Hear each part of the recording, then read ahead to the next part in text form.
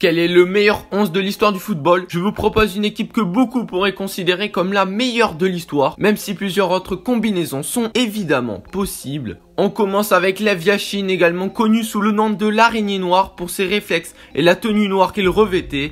C'est le meilleur gardien de tous les temps selon les experts. Il n'a joué que dans un club, le Dynamo Moscou, et a gagné une Coupe d'Europe avec l'Union soviétique. On continue avec Carles Puyol, défenseur central légendaire du FC Barcelone grâce à ses tacles chirurgicaux, sa lecture du jeu et sa détermination. Remarqué pour sa condition physique et sa discipline sur le terrain, il est un exemple qui opte toujours pour le bien du groupe et ne met jamais ses coéquipiers en difficulté. Carles Puyol est une référence au sein de l'équipe pour son caractère et son leadership. On continue avec Paolo Maldini. Il est baptisé l'Éternel. Il n'a porté que le maillot du Milan AC et en était l'emblématique capitaine. Durant sa carrière, il a gagné 5 Ligues des Champions, un palmarès hallucinant qui lui permet d'intégrer sans aucun doute ce classement. Considéré comme l'un des meilleurs à son poste, Sergio Ramos a tout gagné dans sa carrière, que ce soit avec l'Espagne ou le Real Madrid. Ramos est un défenseur de sang-froid qui possède également un excellent jeu de tête. Vainqueur de très nombreux titres dans sa carrière, Xavi Hernandez est considéré comme l'un des plus grands joueurs de l'histoire du football espagnol. Connu pour sa qualité technique ainsi que sa qualité de passe, il a été l'un des joueurs clés de l'ère Guardiola avec laquelle il aura tout remporté. On enchaîne avec Andrés Iniesta. Le Barcelonais a élevé la simplicité dans le football jusqu'au vertige artistique. Il symbolise l'Espagne du tiki-taka, ce tourbillon de passes qui a tout gagné entre 2008 et 2012. Iniesta marque surtout le but de la victoire en finale contre les Pays-Bas en 2010 à la fin de la prolongation.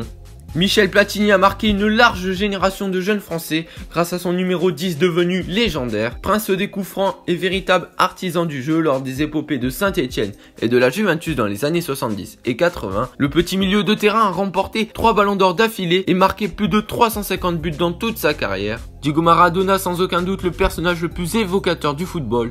On l'identifie d'ailleurs automatiquement au plus beau but de l'histoire, celui marqué à la Coupe du Monde 1986 face à l'Angleterre, où il aura passé toute la défense adverse en revue. Si sa condition physique et ses nombreux écarts auront conditionné ses performances au plus haut niveau, il gardera jamais cette image de joueur génial.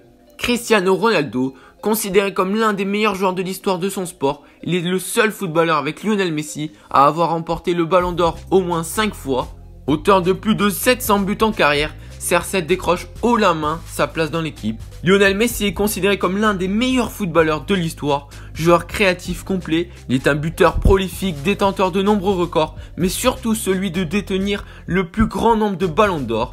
Lionel Messi a notamment franchi la barre des 700 buts. Et on finit cette vidéo avec Pelé. Il se dispute le titre de meilleur joueur de l'histoire avec Maradona. Buteur de génie, il s'est auto-déclaré meilleur réalisateur de tous les temps. S'il n'a jamais évolué en Europe, il restera le symbole de Santos ainsi que de la Seleção avec laquelle il aura remporté 3 Coupes du Monde. Donc voilà, c'est la fin de la vidéo. J'espère que la vidéo vous aura plu. Si c'est le cas, n'hésitez pas à mettre un commentaire, à liker, partager et aussi vous abonner si mon contenu vous plaît. Moi je vous dis à la semaine prochaine pour une nouvelle vidéo. C'était la Planète du Foot. Ciao.